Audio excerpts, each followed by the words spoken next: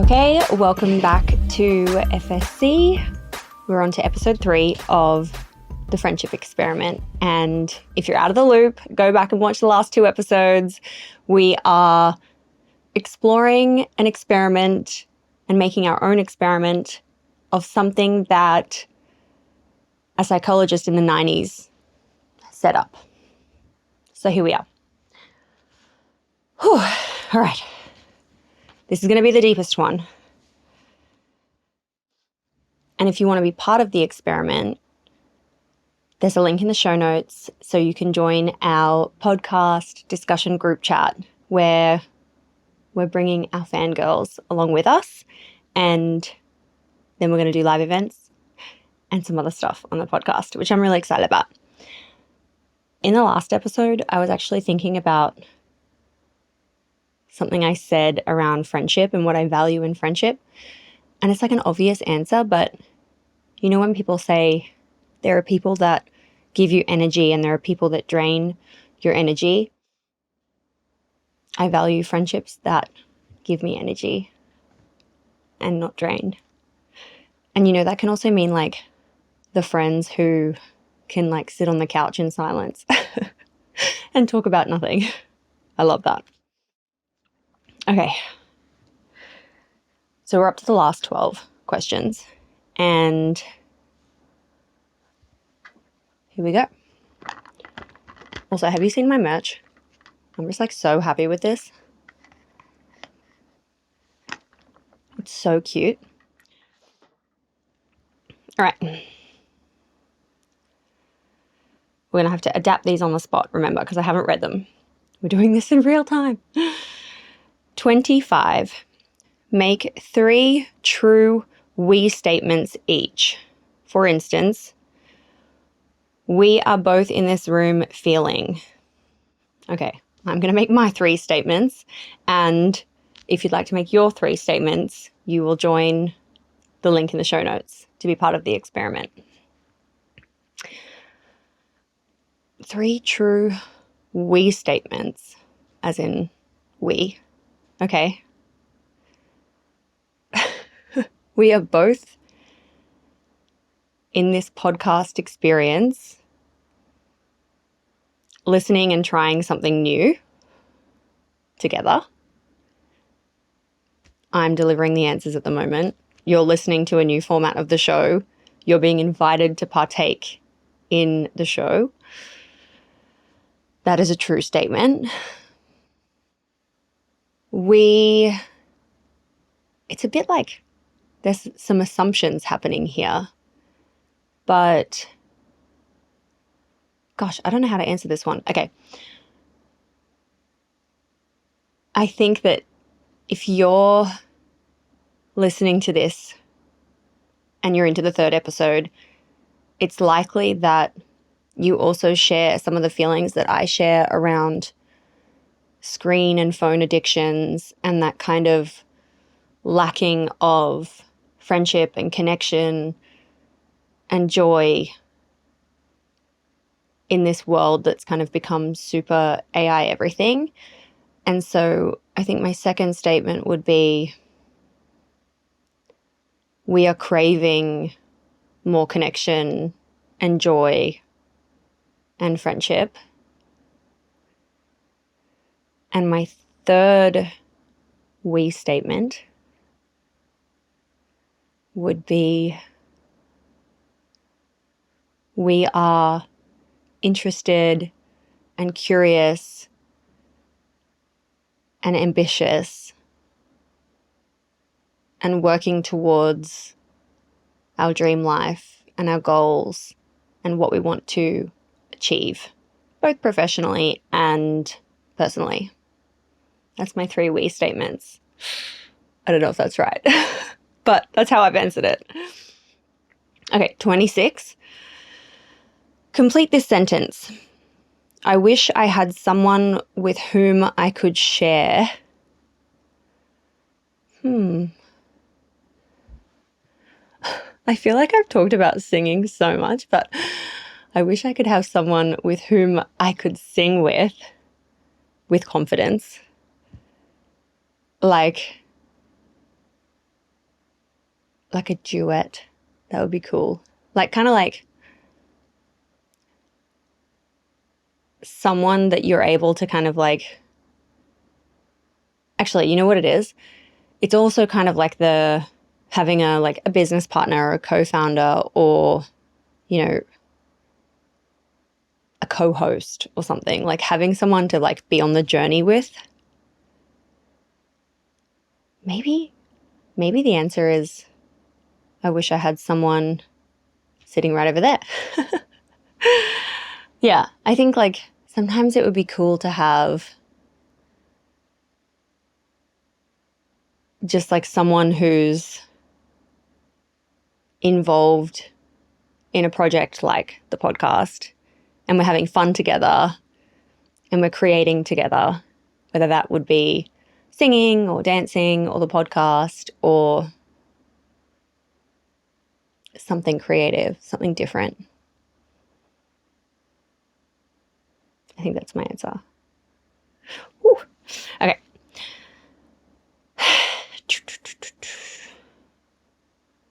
27.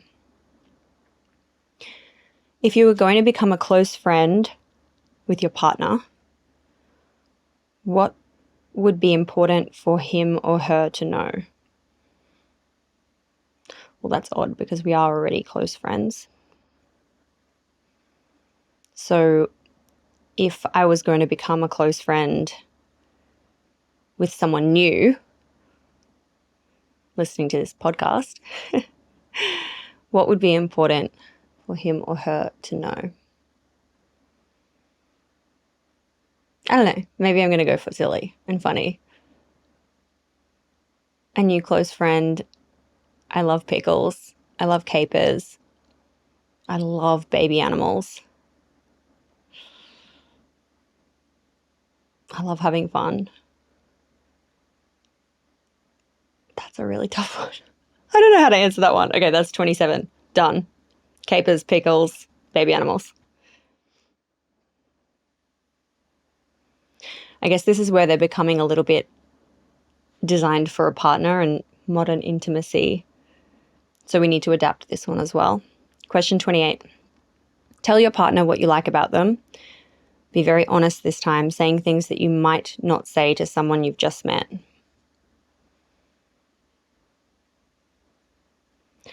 So I think what would be cute if you were doing this like IRL in a friendship setting, like over a supper club, for example, I would tweak that to be tell the person sitting next to you something that you immediately like about them. Being very honest. So it could be, you know, the energy that they gave off as soon as you met them, like that first impression moment, or it could be something about their style and, you know, what you were drawn to when you first sat next to them, or something you really resonated with that they've said at the dinner table prior to answering the question. I'm not going to answer that one, but that's how we would do it, hypothetically, at supper club. Today's episode is brought to you by our friends at OmniSend. If you're an e-com founder, you're probably paying premium prices for features you've never even touched. But OmniSend gives you the same power, email, SMS, segmentation, advanced automation for up to 35% less than the big names. And their customers generate $79 back for every dollar they spend. And that's not some standard marketing claim, that's their actual data. Experts trust it, rookies love it, and if you're switching from another platform, their team handles the whole migration process for free. Use code FSC for 30% off your first 3 months by going to omnisend.com/FSC or clicking the link in the show notes below. 29. Share with your partner, but we're not doing partners. Share an embarrassing moment in your life. Oh my God, I have so many. There was this one time that PA and I were like Oh, I don't even know if I can tell this. Let me just think about it. Okay, well, I'm going to tell it anyway, so who cares? There was this one time we were in London, we were going to Switzerland to see his family. And like on the way to the airport, you know, the Tesla, like, is very jolty, stop starting. We had this Uber driver that was also kind of driving really fast. And so I was getting a bit car sick in the back. I was like, oh, I don't feel well. I don't know what's going on. But I just thought it was like the car situation. Anyway, we get to the airport and I was like, oh my God, I feel really, really unwell. And while we were in the line to get on the plane, like to board the plane, I was like, I need to vomit. So I went and threw up, came back, got on the plane. And usually it's like, I've always been a vomiter. So I was like, cool, I'm going to throw up and then I'm going to be fine. I get on the plane, we sit down, and there was like a bit of a delay getting started. I don't know what it was, but I was sitting there kind of progressively being like, oh my God, I've actually like got some kind of feeling, stomach bug feeling. And I started overheating. I started getting like the sweaty neck and like that feeling of like panic. And then finally, they were like, cool, the plane is like about to take off. But because we'd sat there for so long waiting for the plane to get up, I had then like reached my expiry. And so the plane is like starting to take off like this. And I literally was like, I have to get up and go to the back of the plane. I have to go to the bathroom because I'm going to throw up. So I get up, I start running towards the back of the plane, and the stewardess is shouting at me like, you've got to sit down, you've got to sit down. And I was like, I can't, I'm about to throw up. And she was like, you've got to sit down. So anyway, I get to the back of the plane and all the 4 seats at the back were empty. So I quickly tuck in there and I was like, I need something. Anyway, I get the vomit bag and I open it. I start just like vomiting. It was so bad because the bottom of that specific bag wasn't actually sealed. So I just essentially threw up all over myself. And then I was holding it as I was throwing up because it was coming out the bottom. And it was like all over me. And then I was just like, oh my God, this is like terrible. And I was so sick. Anyway, so, you know, it takes like a few minutes before they can like turn that sign on that lets you like get up. But in that time, I've already vomited on myself, vomited all over the floor. I'm holding a bag of my vomit. And then I get that feeling of like, oh my God, it's not just vomit. It's about to get a lot worse. Anyway, worst flight of my life. I think we were like, I don't know, newly married when I was just like, I am not feeling well. And I was in the bathroom that entire flight and it was awful and very embarrassing. I was so embarrassed because I had to tell the stewardess like how sorry I was that she was going to have to clean up my vomit. Anyway, it was the worst. It was the absolute worst. Very embarrassing, but also hilarious. That's happened to me on more than one occasion. 30. Question number 30. When did you last cry in front of another person? And when did you last cry by yourself? I mean, I can cry just watching someone else cry on the TV. I like physically can't help it. It like forces me to start crying. And not crying like full on crying, but like, for example, I was watching Jeremy Clarkson's Farm, season 6, and an animal dies on the farm, which is super normal because it's a farm. And I was like there crying, being like, oh no, why? So that was like, you know, a week ago. Last time I cried by myself, I feel like a big cry is less frequent. And really when I get overwhelmed, it's always, guaranteed always work related. And then I feel better once I've had a big cry. It's something to do with like a stress, a work stress related thing. And when did I last properly cry in front of another person? besides PA? Can't think of a time. Can't think of a time. Not often. 31. I feel like this is a bit of a double up from the earlier one. Tell your partner something that you like about them already. I think this one in a friendship supper club setting would be, again, tell the person on your other side something you like about them already. But to me, that's a little bit similar to the one from earlier. Question number 32. Oh, this is a good one. What, if anything, is too serious to be joked about? Well, we have many things. Absolutely anything to do with violence against women, jokes around any kind of assault, degrading, belittling, that whole sphere of things, that, and even to the level of like judgment for other people's choices. I'm not about it at all. Any kind of anything in that sphere is just like not okay. Yeah,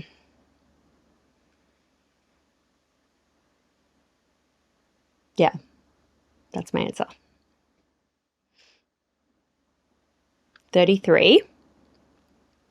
If you were to die tonight with no opportunity to communicate with anyone, what would you most regret not having told someone?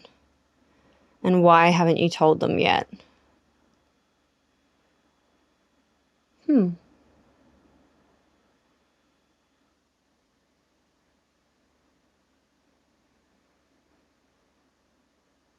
Ooh. Maybe I would regret not telling my mum,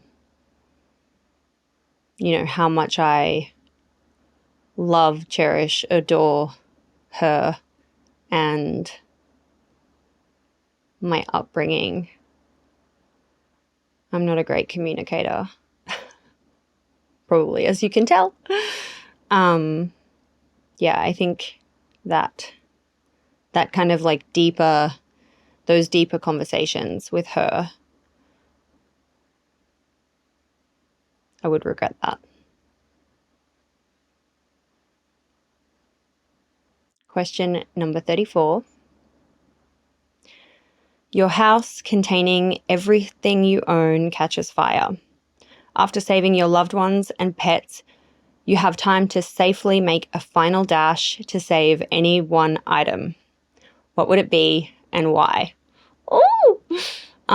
So my favorite possessions that I own is my engagement ring. I'm not wearing it right now, but it's the most beautiful piece of treasure that I've ever seen in my life. I think that every single day and every single time I look at it. So if I wasn't wearing it, I would want that. And it's vintage. Well, it's actually antique. It's from 1905. So I would definitely go back for that. I have this little doll called Tonton that sits in my cupboard that I've had since I was a little girl from my mum's mum, from my other grandma. And I don't look at her very often, but I really love her. She's so cute. That would be number 2.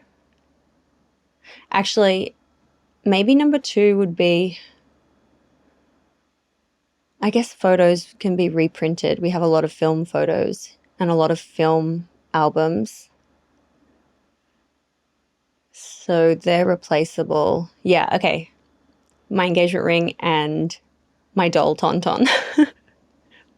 I feel like I'm going to have to put a photo of her on the screen. I'm going to have to pull her out. She hasn't been out of the cupboard for a while. She's really cute. I used to have this pillow since I was, born, called Poe. And Poe got thrown out by hotel management in like 2016. And I still think about it. It still makes me sad. Even though, you know, it was an old pillow. It was kind of gross. My grandma used to try and bribe me into throwing it out with lots of different things. And I would never. But I would let her put it in the freezer and in the washing machine. But that would actually be number 2 if it was still around. 35. Of all the people in your family, whose death would you find most disturbing and why? I mean, PA, my husband, he is my other half and my limb. I would not cope with that. And then my mom, of course. 36. Share a personal problem and ask your partner's advice on how she or he might handle it. And ask your partner to reflect back to you how you seem to be feeling about the problem you've chosen. A personal problem. Damn, I went straight to work because I've got plenty. Okay, a personal problem. I guess a personal problem that I have is often linked to burnout and just like overwhelm, and making sure I manage my like nervous system correctly. PA would definitely have thoughts on how he would handle it or how I should handle it. And ask your partner to reflect back to you how you seem to be feeling about the problem you've chosen. Yeah, I mean, I'd feel pretty good about solving those problems. I mean, it links into work a little bit and is a result of work. I think if this was being done in the friendship setting, this question would be more around sharing a personal problem to someone sitting next to you and get their advice on how they would handle it. And the second part of the question I would drop off. Okay, that was the 36 questions. I feel like the third one was easier. I feel like it actually was harder from the first set of 12 to the second to the third. But it was interesting. I would love to know what you think. I imagine you probably know me better, having gone through those 36 questions. But I'm excited for the flip side. I'm excited for anyone who wants to be part of the experiment, who wants to kind of join the next phase, and especially the events. We are going to be hosting IRL events with these questions. And if you're listening, come and be part of it. That's the friendship experiment. Thanks for playing.